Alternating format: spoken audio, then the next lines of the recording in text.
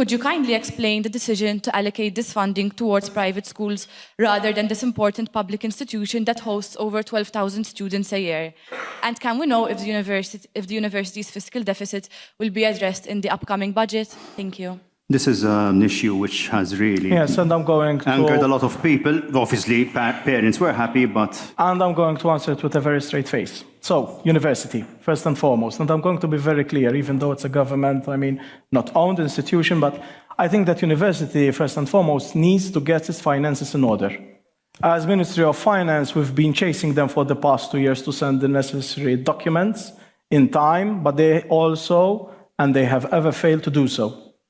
We allocate the necessary funding, but the necessary replies never come forward. So if there's a problem, definitely it should be resolved by university, which claims to be independent. And I think that they should pull up the socks and roll their sleeves in order, if need be, to generate income, which they themselves can make use of.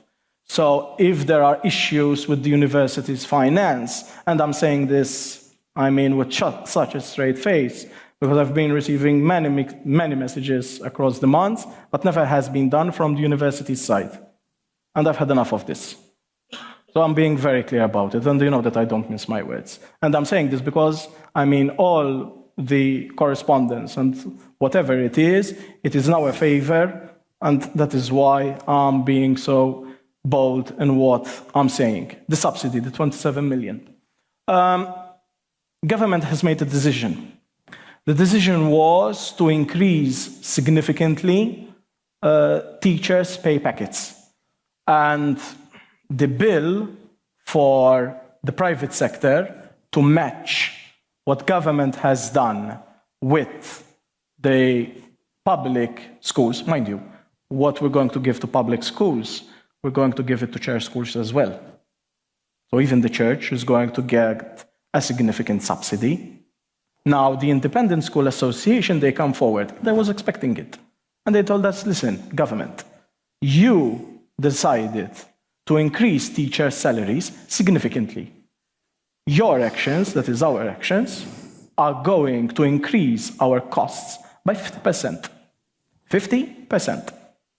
And they told us, listen, very clearly, a significant portion of the parents who send their children to our schools will not afford that. Everyone? No. But a significant part of them will not afford the 50% increase, at least 50%, mind you, as a result of what we did, let alone the increase in other expenses. So they told us, listen, it's only fair that as a result of your actions, we do not suffer the unintended consequences. And I think it's a fair argument. I think it is a fair argument. Because they told us, listen, if you don't want to give us anything, fine.